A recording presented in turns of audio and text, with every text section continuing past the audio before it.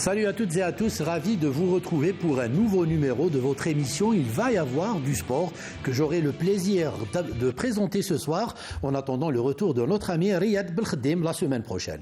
Nous avons décidé de parler ce soir, vous l'aurez deviné, des Jeux méditerranéens d'Oran à J-10 du coup d'envoi de cette grande manifestation que nous attendons tous avec impatience. Nous nous intéresserons surtout ce soir sur les enjeux et l'impact que peuvent avoir ces Jeux sur la capitale de l'ouest du pays, notamment sur le plan économique, sportif, touristique et environnemental.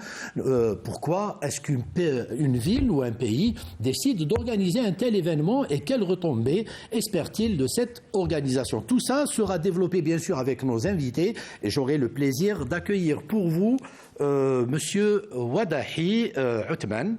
Vous êtes journaliste, enfin enseignant à l'École nationale supérieure de journalisme, mais vous avez également occupé le poste de directeur de la communication au COA, donc le comité olympique algérien. Monsieur Wadahi, marhaba bik, bonsoir. Oui, très heureux de me retrouver parmi vous et j'espère que cette émission éclairera, c'est-à-dire pas mal de gens sur tous les aspects que vous venez de citer et j'espère qu'on sera à la hauteur de ces questionnements. Je suis sûr que vous le serez puisque votre profil, vous avez deux casquettes, hein, vous êtes enseignant, donc côté pédagogique je compte beaucoup sur vous, et puis vous avez occupé ce poste de directeur de la communication au COA, donc tout ce qui est culture sportive, l'Aiberg. Nous avons également avec nous Monsieur Nsardine Gemrich. Alors pour le titre, il va falloir le prononcer. Vous êtes coordonnateur de la commission ministérielle de suivi et de l'évaluation de l'élite sportive au grand rendez-vous. Oui, tout à fait. Ah, je ne me suis pas trompé. Non. Voilà, donc bonsoir. Bonsoir. Merci pour l'invitation. Voilà, vous êtes quelqu'un de très disponible pour la télévision algérienne et on vous remercie pour ça. Et puis nous avons avec nous bien sûr notre consultant Farid Aïsaada. Farid, bonsoir. Bonsoir Halib, bonsoir à tous. Voilà, donc le sujet vous convient, messieurs? Je pense qu'à la veille de ces Jeux, il est utile d'expliquer aux téléspectateurs qu'est-ce qui motive un pays à vouloir organiser un événement sportif. Donc, avant le débat, je voudrais, si vous permettez, vous proposer un sujet sur les enjeux de ces Jeux, justement. Il est signé Sid Ahmed Bouraïb. On regarde.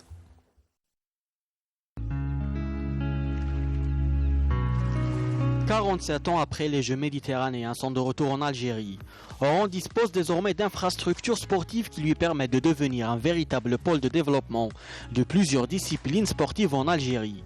24 sites de compétition en or mondial qui pourraient constituer un tremplin pour le sport algérien. Le nouveau stade olympique de 40 000 places hors international sera en mesure d'accueillir des compétitions de très haut niveau ayant été sélectionnées pour accueillir des matchs du prochain CHAN. Il accueillera aussi des matchs de l'équipe nationale de football. Le palais des sports Hamou Boutlilis, rénové pour l'événement, verra une nouvelle page de son histoire s'écrire avec les Jeux et portera leur héritage après. La nouvelle salle omnisport du complexe olympique de 6 000 places et le nouveau centre nautique composé de 2 piscines olympiques et une 3e semi-olympique ont été réalisés pour l'événement, mais pas que. Avec de telles infrastructures, l'Algérie aspire à organiser d'autres événements internationaux à l'avenir. Le centre nautique accueillera d'ailleurs dans la foulée les championnats arabes de natation prévus du 20 au 23 juillet. Sans oublier le complexe de tennis, le centre équestre et le champ de tir, tous rénovés ou réalisés aux normes internationales. Les JM d'Oran seront une occasion pour les différentes fédérations nationales afin de nouer des contacts avec leurs homologues des pays participants en vue d'établir des conventions d'échange et de coopération à même de permettre au sport national de progresser davantage. Car en plus d'organiser des événements mondiaux, les sites sportifs remplissent tous les critères pour accueillir des stages de haut niveau de sélection étrangère. Les JM, c'est aussi un enjeu économique énorme. Ça sera une occasion pour promouvoir aux touristes la destination Oran, l'une des plus belles villes de la Méditerranée.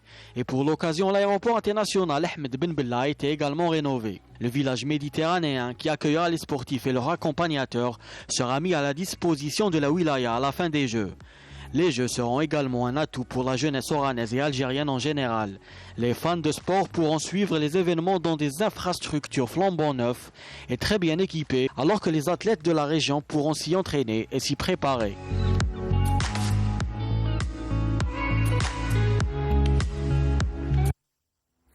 Voilà, donc on va commencer par le commencement. Hein. Le téléspectateur ou le citoyen algérien a envie de comprendre qu'est-ce qui motive une ville ou un pays à vouloir organiser une grande manifestation, qu'elle soit sportive ou culturelle, une grande manifestation d'une manière générale.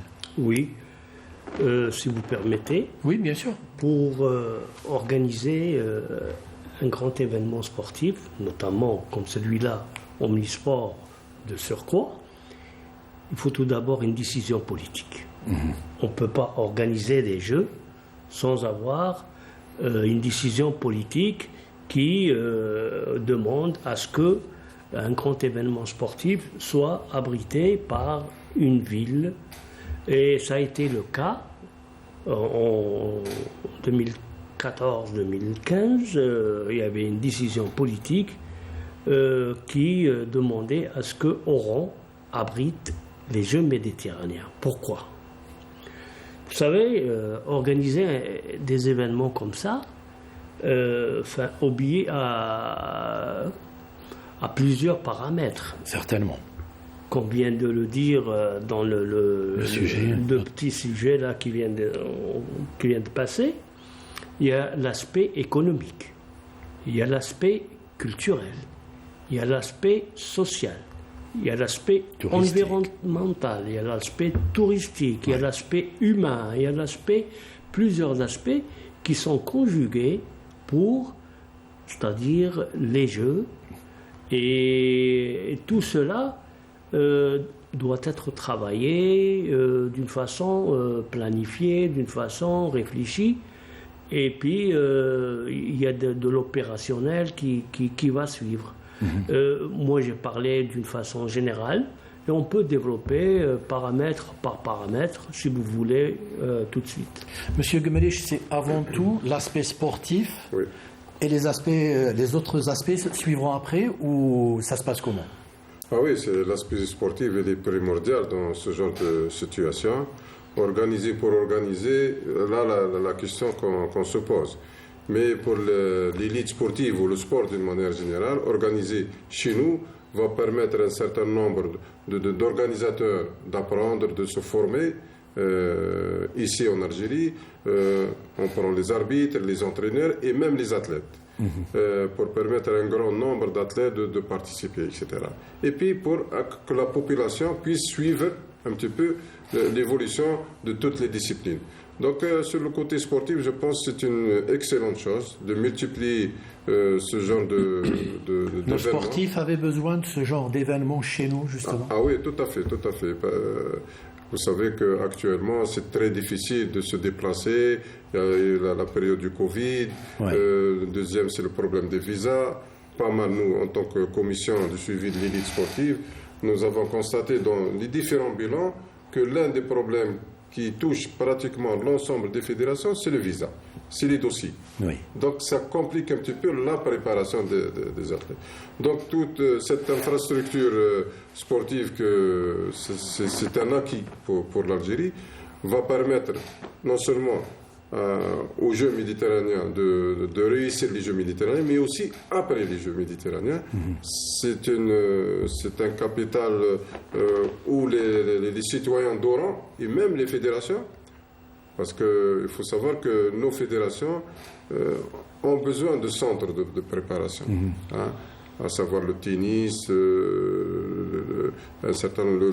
la boxe, le judo. On trouve difficulté de bénéficier d'infrastructures. Maintenant, ils ont des infrastructures de qualité.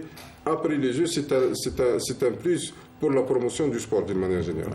Justement, vous faites bien de parler de la promotion du sport d'une manière générale, puisque là, on parle d'une grande manifestation dans l'omnisport. Et du coup, ça peut peut-être permettre à certaines disciplines pas très connues de faire justement cette promotion de leur discipline et pourquoi pas attirer de jeunes talents vers ces disciplines, Farid. Oui, attirer de jeunes adeptes, ça a toujours été le cas. Il y a beaucoup, je connais, que ce soit en Algérie ou dans le monde, beaucoup d'athlètes qui ont trouvé leur vocation à travers des manifestations internationales comme les Jeux Olympiques, les championnats du monde de différentes disciplines. Et c'est là, en Algérie, il y a eu un boom incroyable en matière d'athlétisme après les premiers titres remportés par Hassiba Boulmarqa dans le démoncelé dans les années 90. Et de même, alors on a eu championne Khalif en boxe. Et ben, elle a aimé la boxe en découvrant la boxe aux Jeux Olympiques de 2012, je crois, à Londres. Et c'est là où elle est entrée dans le monde de la boxe. C'est ce que nous avons vécu même en 75. En 75, voilà. Donc ça donne une émulation et ça va permettre une exposition médiatique à des sports dits mineurs. Et c'est bien dommage parce qu'on a des sportifs. Une médaille, c'est une médaille, que ce soit en sport collectif ou en sport individuel. Mais malheureusement, certaines médailles sont mieux valorisées que d'autres parce qu'il s'agit de disciplines plus populaires que d'autres. Mais une médaille, ça reste une médaille. Vous avez posé la question, qu'est-ce qui motive pour organiser des Jeux Olympiques ou d'une compétition internationale? Les motivations sont multiples. Ça peut être d'ordre géopolitique, comme par exemple les Jeux d'hiver de Sochi, qui avaient permis à la Russie de faire connaître une ville que personne ne connaissait, ou bien les Coupes du Monde qui va se dérouler au mois de novembre au Qatar. Ça va donner une exposition à un pays comme le Qatar. On va parler justement de ces aspects-là. Ça peut être un aspect économique. On se rappelle qu'en 1996, alors que le monde entier, les amoureux de l'olympisme, espéraient que les Jeux Olympiques de 1996 allaient être octroyés à Athènes, parce que les premiers Jeux Olympiques de l'ère moderne, c'était en 1896 à Athènes, mais le pouvoir de l'argent a pris le dessus et c'était Atlanta qui avait accueilli parce qu'il y avait une célèbre multinationale dont le siège était à Atlanta. Et la troisième motivation, c'est d'ordre sportif pour des gens qui veulent vraiment promouvoir le sport, faire connaître un pays et tout. Je pense que Oran gagnerait plus sur le plan sportif. Très bien. Alors justement, avant de parler, on parle de la réussite de ces Jeux, on l'espère tous. Monsieur Aziz Delouaz a animé une conférence de presse où il a parlé de Jeux qui vont être peut-être même historiques dans l'organisation. Avant l'organisation de ces Jeux, il y a aussi une autre victoire. Avoir obtenu déjà l'organisation de ces Jeux est déjà une victoire avant tout. Exactement. Ça se passe comment pour justement décrocher cette organisation? C'est un parcours très long, difficile. Il y a peut-être un travail de coulisses qui se fait aussi. Tout à fait. Vous savez que ce dossier a été initié au temps du ministre qui s'appelait M. Tehmi, professeur Tehmi. C'était en 2015, non? 2013, comme ça. 2013. Il a été initié. Il y avait une conjugaison d'efforts entre le comité olympique algérien et le ministère. On avait élaboré tout un document, toute une stratégie, parce qu'on avait en face la ville de Sfax, qui a présenté on était en compétition avec Sfax. Un dossier très, très, très, très intéressant. Mais, c'est-à-dire la conjugaison d'efforts entre les pouvoirs publics et le comité olympique a fait que, c'est-à-dire il y avait le comité olympique, le ministère de la Jeunesse et des Sports, la wilaya d'Oran, le ministère des Affaires étrangères, bien sûr avec l'appui des hautes autorités qui ont tracé une stratégie. Par la suite, vous savez, ceux qui votent, c'est les comités nationaux olympiques. C'est eux qui mettent le bout de papier dans... Les CNO. Bien sûr, les CNO, c'est eux qui décident qui va organiser les Jeux. Et ça a été fait à Pescara, en Italie, en 2015. En août 2015, on a eu un score éloquent, 57 contre 17. Quoique, moi, c'est-à-dire, les Tunisiens, ils ont préparé un très beau dossier, mais le travail de coulisses, de lobbying, il y a plusieurs aspects qui rentrent en considération. Même la machine diplomatique algérienne a fait aussi son rôle. Et ça a abouti, au mois d'août 2015, l'Algérie, Oran, a bénéficié de l'organisation de ces Jeux. Là, justement, vous me parlez de diplomatie sportive et je pense que c'est un sujet très cher à notre ami Ansar Dingmerich. Qu'est-ce que doit faire une diplomatie sportive pour l'octroi? Qu'est-ce qui fait qu'on décide d'octroyer les Jeux à tel ou tel pays et pas à un autre? C'est les infrastructures, qu'est-ce qui pèse le plus? Tout pèse, l'infrastructure, les relations, mais pour parler de la diplomatie, il faut déjà établir le constat. Quel est le constat actuel en Algérie? Et il n'y a pas longtemps, moi j'ai participé avec une conférence à une baignade sur la diplomatie sportive, avec une étude. On a déterminé un petit peu les perspectives, les constats de cette diplomatie. Avons-nous une stratégie en Algérie dans le mouvement sportif ou non? Effectivement, nous avons beaucoup de représentants algériens au niveau des instances internationales et on a démontré à travers un certain nombre d'observations et à travers un questionnaire qui a été destiné aux différents représentants algériens dans les instances internationales, parce qu'il ne suffit pas de dire que nous avons un président de fédération au niveau international, un président de confédération, mais qu'est-ce qu'il apporte à l'Algérie? Quel est le bénéfice à l'Algérie? Est-ce que l'Algérien qui est représentant au niveau de telle discipline est en contact avec l'Algérien qui est dans une autre discipline? Est-ce qu'ils se sont réunis? Est-ce qu'il y a un compte rendu qui a été établi et remis au ministère de la Jeunesse et du Sport? Tout ça, est-ce qu'ils répondent à certains critères? Parce qu'on ne peut pas, une fédération, un président de fédération se porte candidat, il est élu dans une institution internationale, et on se dit c'est bon. Non, il faut des critères. Donc les critères n'existent pas. Il faut établir des critères de telle manière à ce que le candidat doit obéir à certaines normes, c'est-à-dire la communication, le niveau intellectuel, le truc de moralité, la connaissance de la discipline, et puis la gestion des conflits. Tout ça sont nécessaires pour le candidat. Effectivement, nous avons peut-être aux environs de 90, mais le questionnaire a été destiné à peu près sur 32, il y a 27 qui ont répondu, dont il y a une femme. Donc il y a le côté féminin qui est très faible. Et puis l'ensemble de nos représentants ne détiennent pas des postes clés. Le poste clé, c'est président ou secrétaire général. Ils sont des membres dans des confédérations, dans des unions arabes. Et puis on a fait une comparaison avec les pays puissants, qui ont signé un certain nombre de contrats. Par exemple, football, ils ont signé peut-être plus de 45 contrat avec Donc ça démontre qu'il y a une évolution. À charge à nous de mettre sur pied une stratégie, de rassembler tout ce potentiel humain qui est nécessaire pour la réussite du sport algérien, et puis de créer une structure réglementée par l'État. On ne peut pas dire qu'il y a une commission où il y a un petit groupement de représentants algériens dans les instances internationales. Non, il faut qu'il y ait le courage de créer une organisation par décret présidentiel, là où on retrouve le ministère des Affaires étrangères, le ministère de l'Intérieur, la Jeunesse et du Sport, le Comité olympique et les membres, avec en mettant des moyens, des possibilités pour qu'ils puissent exercer leurs fonctions au niveau régional et au niveau international. C'est un travail qui ne se faisait pas auparavant, monsieur. Non, ça c'est un diagnostic. Est-ce qu'il y a une prise de conscience par rapport à l'importance de la diplomatie sportive réellement? Sincèrement, non. Est-ce qu'il y a un travail qui se fait dans ce sens? Sincèrement, il y a ce besoin, à commencer par le président de la République, il y a ce besoin, il y a cette nécessité de dynamiser la diplomatie. Parce qu'on constate que l'Algérie, elle évolue en matière diplomatique dans d'autres domaines. Mais le sport peut jouer un rôle diplomatique plus que les autres secteurs. Le sport, c'est un vecteur, c'est un domaine où on peut...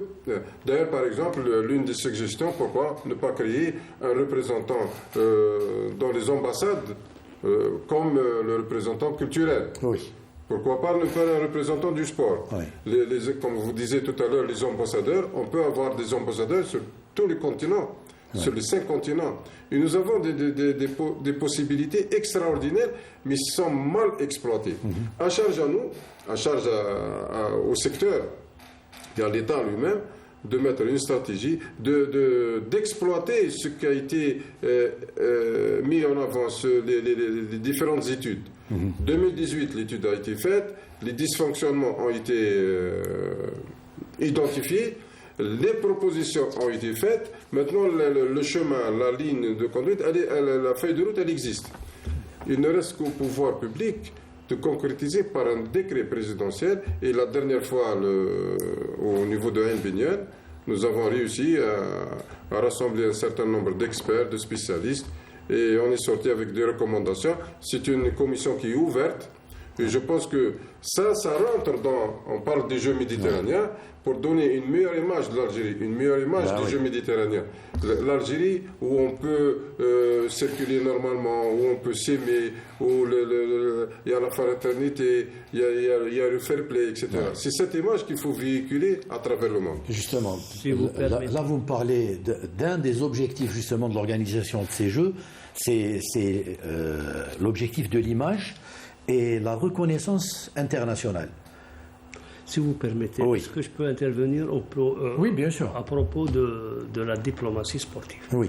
La diplomatie sportive nécessite une démarche structurée.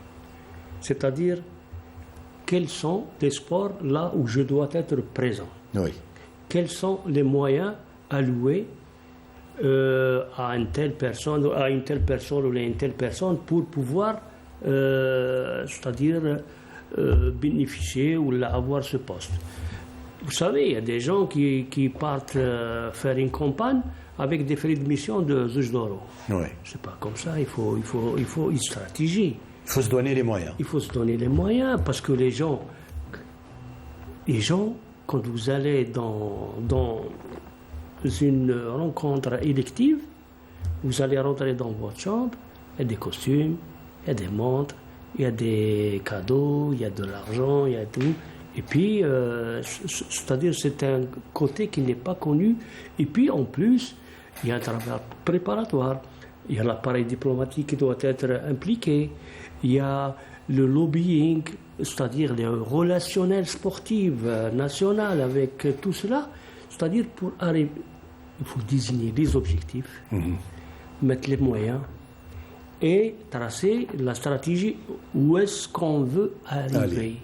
C'est ça. C'est-à-dire, il faut que ça soit structuré et puis il faut que l'État ait une visibilité et une démarche claire, précise pour que nos représentants dans les fédérations peuvent aller avec armes et bagages pour permettre à l'Algérie d'être présente dans les instances sportives, parce que c'est très important d'être présent dans les instances sportives d'une façon générale. Très bien. Donc, pour parler de l'objectif image et cette reconnaissance à l'international, je me tourne vers vous, Farid El Saada.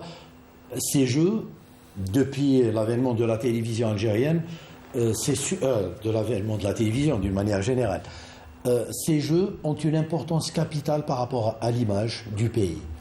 Oui, bien sûr. C'est déjà montré que l'Algérie est capable d'organiser de grands événements. Elle l'a fait récemment, il y a quelques années, avec les Jeux africains. Oui, mais je parle d'une manière générale. Oui, c'est-à-dire c'est une vitrine pour tel ou tel pays ou telle ville. C'est le côté image qui compte surtout. Oui, le côté image. Oui. Déjà, sur le plan économique, sur le plan touristique, sur le plan politique et tout. Oui, c'est important. Comme quoi, voilà. Et Oran, il faut dire qu'elle a tous les atouts. Qu'est-ce qu'il faut pour une ville pour être une destination sportive pour les préparations, pour les compétitions? Il faut qu'elle ait des hôtels, il y en a profusion à Oran, il faut qu'elle ait un aéroport international, il y a l'aéroport, il y a l'autoroute, il y a la mer, et il faut qu'il y ait des infrastructures de préparation et de compétition, ce qui est le cas maintenant. Parce que, vous savez, il y a des gens qui disent que parmi les paramètres importants pour l'octroi l'organisation d'une compétition, il y a l'infrastructure. Non, parfois l'infrastructure est un projet. Ça vient après l'octroi. On l'a vu avec la ville d'Oran. Il y a eu pas mal d'infrastructures. Le meilleur exemple, c'est les Coupes d'Afrique des Nations de football. Tout à fait. Les stades ont été réalisés après. La CAF avait l'habitude ces dernières années de donner... d'octroyer l'organisation des Coupes d'Afrique des Nations à des pays qui ne l'avaient jamais organisé. Pourquoi ? C'est pour permettre à ces pays de se construire des infrastructures et après de travailler dessus. C'est pour favoriser le développement du football africain. Là aussi, c'est pareil. Peut-être que la piscine, là, on parle de cette piscine là, magnifique qui est à Oran, en inox. C'est-à-dire c'est une technologie très avancée. Ça, c'est un investissement pour le futur, pour peu qu'elle soit bien exploitée dans le futur. Parce que maintenant, c'est ça l'héritage. Qu'est-ce qu'il faudra faire de ces infrastructures après la fin des Jeux? On parlera de l'héritage juste après. Vous me parlez d'Oran, c'est vrai que pour les étrangers d'une manière générale, et peut-être les investisseurs plus particulièrement, lorsqu'on parle de l'Algérie, on parle d'Alger, hein. On parle rarement d'Oran ou de Constantine, et des événements comme ça peuvent attirer des investisseurs. Vous savez, l'organisation d'un tel événement, il faut l'implication de la ville. Et moi, je rends hommage aux opérateurs économiques d'Oran qui ont participé avec leur argent pour financer la campagne. C'était une campagne financée par l'argent des opérateurs économiques. Aussi, M. Sefarid, il a parlé du legs.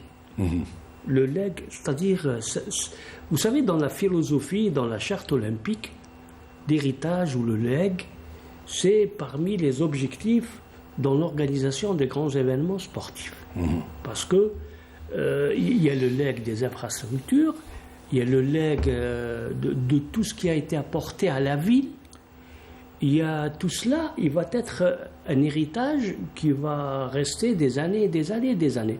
On prend exemple de ce qui s'est passé en 1975. Jusqu'à maintenant, on utilise Harsha, on utilise le stade du 5 juillet, on utilise la Copole, on utilise toutes les infrastructures qui ont été réalisées dans les années 70 en préparation à ces Jeux. Ça a donné naissance à de grands sportifs, surtout. Exactement. C'est-à-dire, on ne peut pas avoir de grands sportifs sans avoir des infrastructures. Et puis, on a gagné en organisation. Nos dirigeants, ils ont appris énormément lors de Jeux méditerranéens de 75, des Jeux africains de 78. Tous ces événements ont permis l'émergence d'une catégorie de dirigeants avec une grande expérience organisationnelle. D'ailleurs, je viens d'écouter une journée ou deux quelqu'un qui est actuellement dans une commission qui était dans l'organisation dans les années 75. Et puis, tous les autres grands dirigeants qui ont été impliqués en 75, ils ont devenu des grands monsieur dans les instances sportives internationales. Je citerai M. Zerguini qui est devenu membre du CIO. Je citerai aussi M. Larfaoui qui est devenu membre du CIO. Je citerai pas mal de personnes. C'est Mohamed Baghdadi qui est devenu... Haddadi aussi. M. Haddadi qui... C'est-à-dire, ces expériences ont permis à ces personnes d'émerger dans le management des événements et dans le management sportif d'une façon générale. Et il faudrait peut-être penser à une culture, justement, parce que l'organisation, on n'a pas droit à l'improvisation, c'est technique, c'est précis.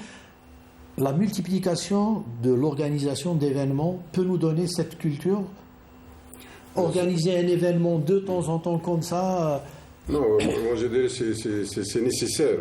C'est nécessaire.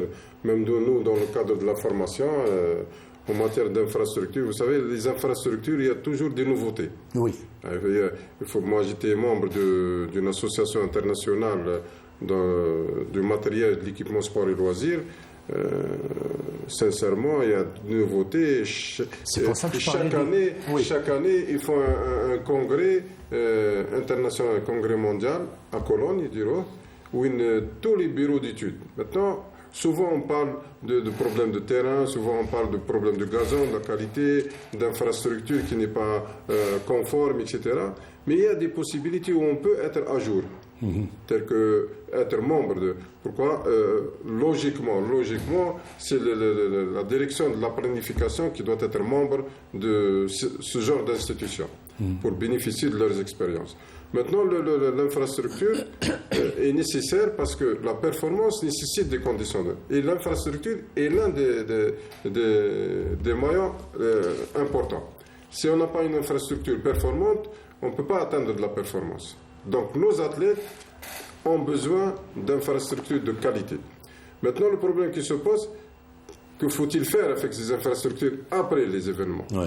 Il faut les rentabiliser. Nous avons eu en 1975 des infrastructures comme l'Acopole, Saint-Juillet, etc. Vous allez-y faire une visite, vous allez trouver 4 terrains de tennis qui ne fonctionnent pas. Vous allez trouver un terrain qui n'est pas exploité. Maintenant, un établissement ou une infrastructure pareille, il faut qu'elle soit rentable de 6 heures du matin jusqu'à minuit. Il faut trouver des mécanismes pour rentabiliser nos infrastructures. Justement, on va parler de cet héritage, mais avant cela, moi j'ai aussi envie de parler d'Oran, de ce qui a été réalisé à Oran en termes... on a parlé tout à l'heure de l'aéroport, on a parlé des routes, des infrastructures qui ont été réalisées et qui vont bénéficier d'abord aux Oranais, d'une manière générale, et puis ça peut pousser aussi les gens à l'investissement. Lorsqu'on sait que, par exemple, lorsqu'on dit que le développement, la route du développement passe par le développement de la route, on a déjà commencé à développer... Lorsqu'on parle de tourisme aussi, ça a donné envie à pas mal d'Algériens d'aller visiter Oran. Donc, même s'il n'y a pas des touristes peut-être étrangers, ça peut justement booster le tourisme à l'intérieur. Oui, justement, j'ai pris connaissance récemment de plusieurs gens que je connais qui ont décidé cette année de passer des vacances à Oran. De passer leurs vacances à Oran. De joindre l'utile à l'agréable, assister aux Jeux méditerranéens et passer des vacances là-bas au bord de mer, etc. Profiter des infrastructures hôtelières d'Oran. Voilà, c'est important. Et là, en Europe, ou bien dans les pays développés, il y a des touring clubs qui organisent ce genre de... C'est-à-dire, voilà, vous allez assister à de grandes manifestations sportives ou culturelles et tout en même temps, vous passez des vacances et tout. Ce concept a été adopté par les Algériens sans qu'il y ait de grands touring opérateurs autour. C'est juste une envie de découvrir la ville, de découvrir ces Jeux méditerranéens et de faire la part belle à la découverte et à la fermente en même temps. Et c'est pour ça qu'il faut profiter de cet événement pour ne pas le laisser dans son cadre sportif et proposer peut-être des circuits touristiques aux gens qui viennent à Oran, peut-être aux délégations aussi qui vont participer et leur donner envie de revenir après, parce que les Jeux, c'est une dizaine de jours. Et puis... Vous savez, organiser des Jeux, c'est pas uniquement l'aspect sportif. L'aspect sportif, c'est vrai, il est important. Il est très très important, mais autour... Il y a plusieurs choses qui doivent être prises en compte. Tout d'abord, promouvoir l'image de marque de l'Algérie, promouvoir la ville d'Oran, promouvoir le tourisme, faire connaître la ville à cet ensemble de 26 pays ou de 25 pays qui viennent. Ils vont découvrir quelque chose parce que il faut savoir qu'on est un petit peu déficitaire en matière de vendre notre image de marque. Et c'est désolant. Et ça s'explique, justement. Et ça s'explique. Et puis, il y a l'aspect de l'héritage de la ville d'une façon générale et des infrastructures de façon particulière. Moi, je rejoins ce qu'il a dit au stade, que l'infrastructure, il faut trouver d'autres modes.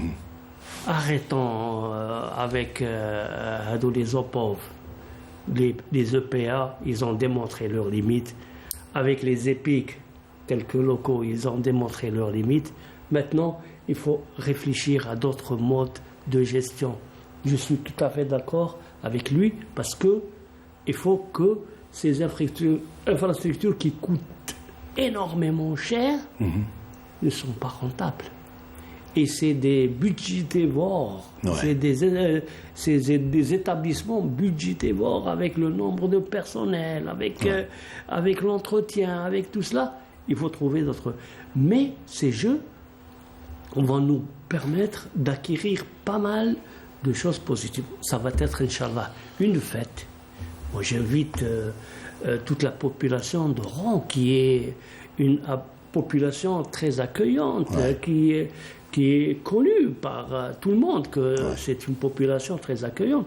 Tous les Algériens veulent aller à Oran parce que les gens d'Oran sont les premiers, c'est-à-dire ambassadeurs, qui attire les gens à Oran. Justement, est-ce qu'il y a eu un travail qui a été fait justement dans ce sens pour l'implication du citoyen, parce que le citoyen est avant tout l'ambassadeur de la ville d'Oran et l'ambassadeur de l'Algérie. Est-ce qu'il y a eu un travail qui a été fait dans ce sens, ou est-ce que, comme d'habitude, si vous me permettez, je vais vous répondre. Ouais.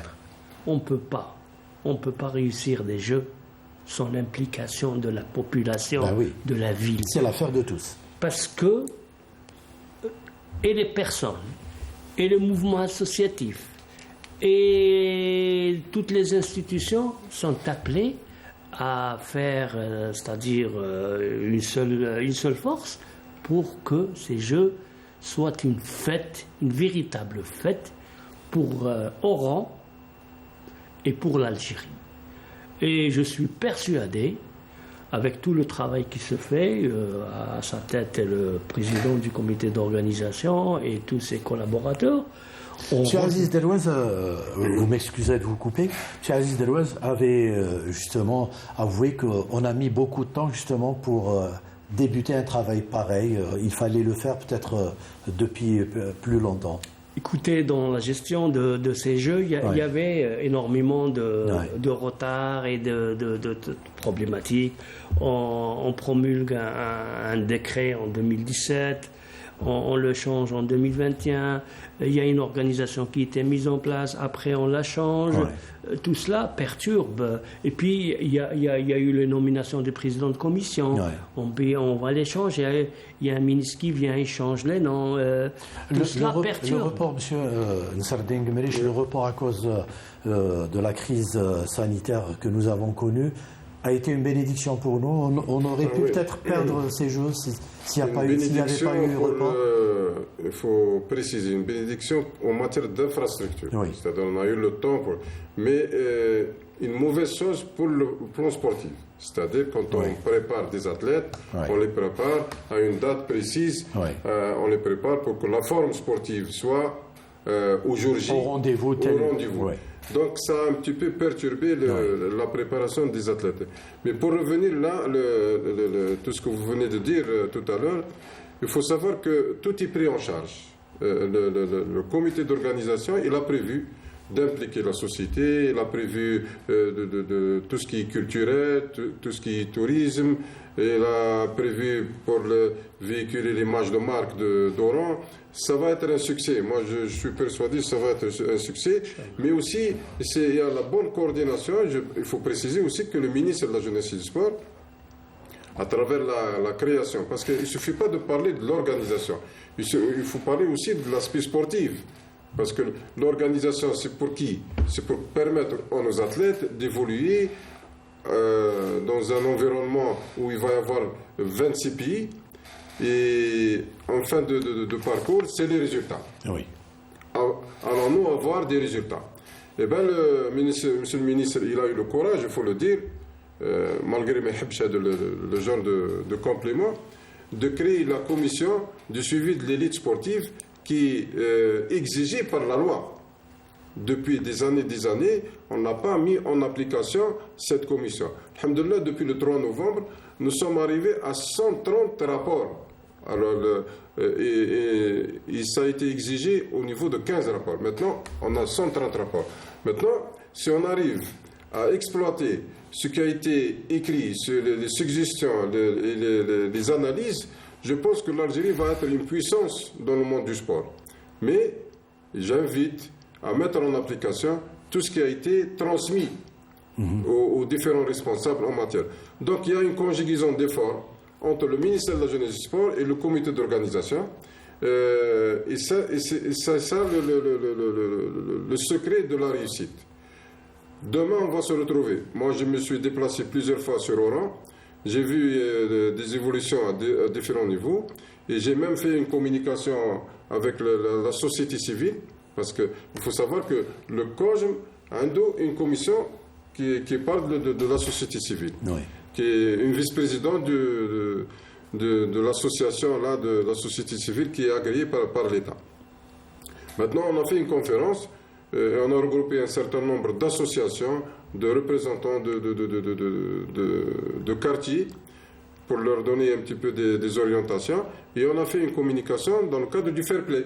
Qu'est-ce que c'est le fair play? Maintenant, quand il va venir l'événement, c'est le fair play, c'est le rassemblement, c'est la fraternité, c'est l'amour, c'est donner une bonne image, c'est le sourire, etc. Et on a créé un peu, je pense, 6 ateliers. Et c'était une réussite.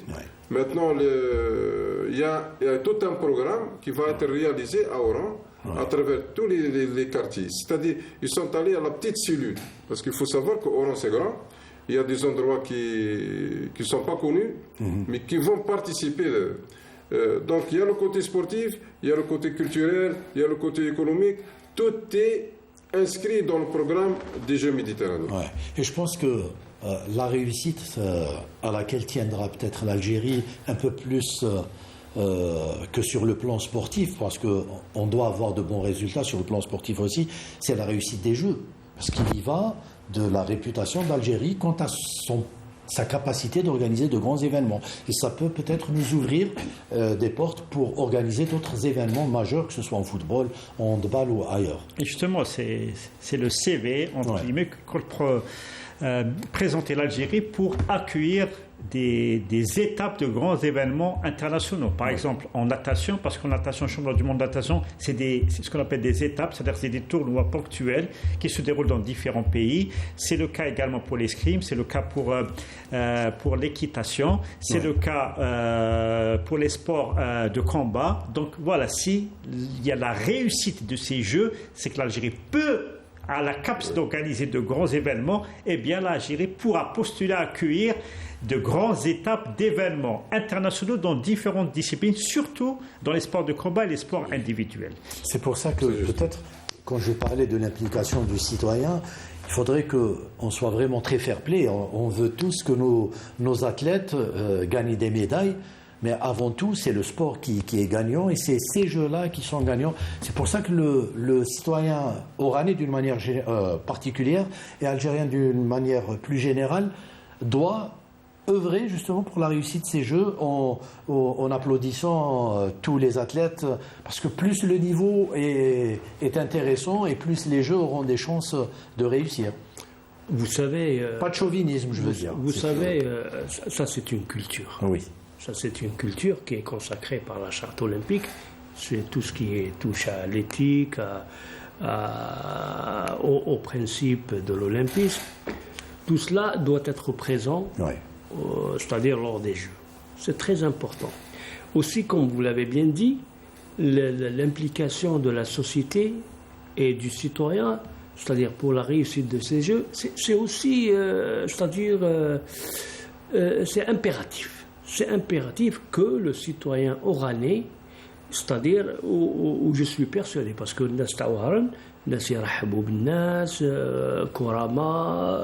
c'est-à-dire ils ont toutes les qualités pour bien accueillir les gens, pour se comporter d'une façon idéale, et c'est-à-dire pour cela, je n'ai aucun doute, et puis c'est connu, les Oranais, ils ont cette qualité que personne ne pourra leur ôter. Justement, vous faites bien, je compte sur vous aussi pour quelque part sensibiliser ces citoyens. Monsieur Gmelich, il a parlé de culture. Le fait de ne pas organiser fréquemment des événements de cette ampleur-là fait que cette culture peut-être manque chez nous. Est-ce qu'en lançant comme ça des appels, on peut sensibiliser ce citoyen justement pour qu'il sache que cet événement, sa réussite, c'est avant tout sa réussite dans sa globalité et pas que sur le plan sportif et relative aux sportifs algériens. Là, je suis tout à fait d'accord avec mon collègue. L'essentiel, le slogan, il est important. C'est-à-dire, aujourd'hui, l'Algérien doit être au service de son pays. Oui. Il doit être au service de cet événement.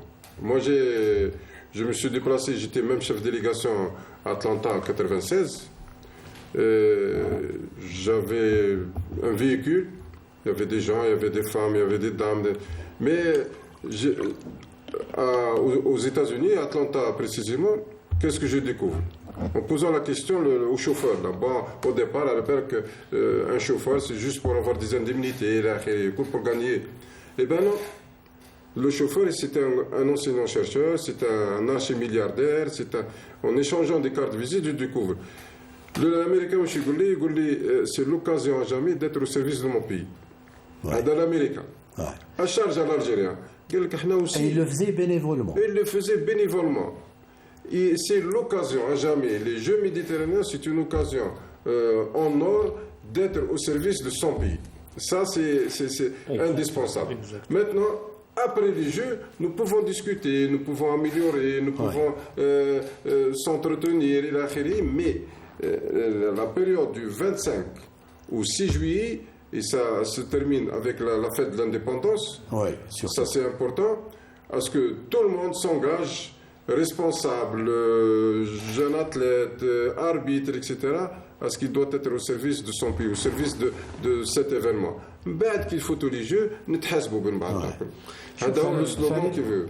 Farid, vous sentez, un message, vous sentez peut-être que le public oranais a compris le message, parce qu'il y a aussi le risque des sanctions, mais on ne veut même pas parler de ces sanctions, puisqu'il s'agit avant tout de l'image de l'Algérie, et tout le monde sait que l'Algérien est avant tout quelqu'un qui sait accueillir chez lui. Mais oui, non, c'est une question d'hospitalité. Surtout. Voilà, c'est-à-dire, donner une image, Et il y a un événement sportif, les Algériens sont dans la compétition, on aimerait que les Algériens remportent toutes les médailles s'il le faut, bien sûr, mais si ce n'est pas le cas, il faut applaudir l'adversaire. C'est ça l'esprit sportif, c'est applaudir l'adversaire, respecter l'adversaire, tous les adversaires, et que le meilleur gagne. C'est ça le principe même du sport, c'est que le meilleur gagne. Même si parfois ce n'est pas les meilleurs qui gagnent, mais celui qui a gagné, on le respecte. Et on applaudit aussi celui qui a perdu. Voilà, j'espère que c'est ça. C'est pas tous les jours qu'on a l'occasion d'accueillir des athlètes étrangers. Il ne faut pas oublier que parmi les athlètes qui vont venir, certains concourent dans de grandes compétitions au niveau international. Tout à fait. Donc, ils vont venir en Algérie. C'est un privilège pour le public algérien. Donc, applaudir tout le monde, les vainqueurs et les vaincus. Et voilà, ils véhiculent une bonne image comme ça, quand ils vont retourner, les Algériens, c'est un peuple vraiment influent. Alors, en 2 mots, puisqu'on me dit c'est la fin de l'émission, les Jeux de 75 ont été une réussite. Vous êtes optimiste pour ces Jeux? De 75, c'était une réussite organisationnelle. Oui.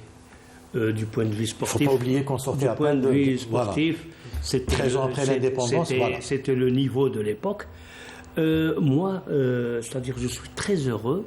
C'est-à-dire, vous savez, le premier ambassadeur de ces Jeux, c'est le citoyen. C'est le citoyen. D'une part, et d'autre part, les bénévoles. Parce que les bénévoles, c'est eux qui accompagnent les délégations au niveau du village et qui accompagnent les délégations avec chaque délégation, c'est-à-dire chaque discipline sportive.